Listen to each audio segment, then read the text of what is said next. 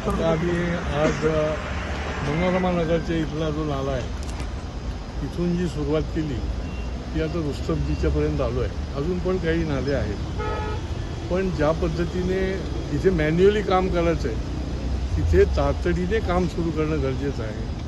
ते केलं गेलेलं नाही आहे, ते सुरू झालेलं नाही आहे. काही ठिकाणी जे मोठे नाले आहेत ते मागच्या वेळेला ज्या पद्धतीने दिसत होते त्याच पद्धतीने, खरं म्हणजे यांच्यावर वचक नाही आहे. कॉन्ट्रॅक्टरना आपण कामं देतो, त्यांना मुदत नोव्हेंबरपर्यंत पण असते, पण एकदा फक्त पावसाळ्याच्या पूर्वी काम केल्यानंतर काही केलं जात नाही आणि त्याच्यामुळे गाळ जो आहे तो योग्य पद्धतीने काढला जात नाही आणि लोकांना फार मोठा त्रास होतो. त्यामुळे यावेळेला आम्ही ॲडव्हान्समध्ये आलेले आहे.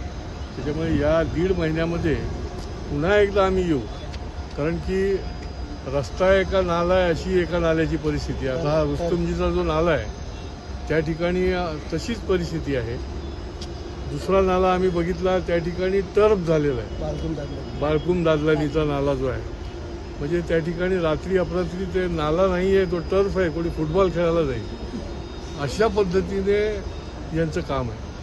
आणि त्याच्यामुळे वारंवार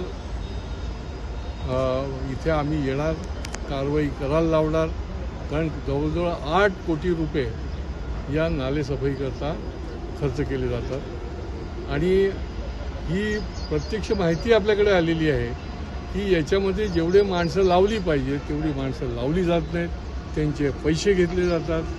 जेवढे तास काम केलं गेलं पाहिजे तेवढं तास ते JCB किंवा बाकीचे त्यांचे पोकलंड वगैरे कामं केली जात नाहीत, पण त्याचे पैसे घेतले जातात. आणि त्याच्यामुळे पुन्हा एकदा ही हातसफाई आहे अशी परिस्थिती. यावेळेला पाऊस येणार आहे जास्ती, हे हवामान खात्याचा अंदाज आहे.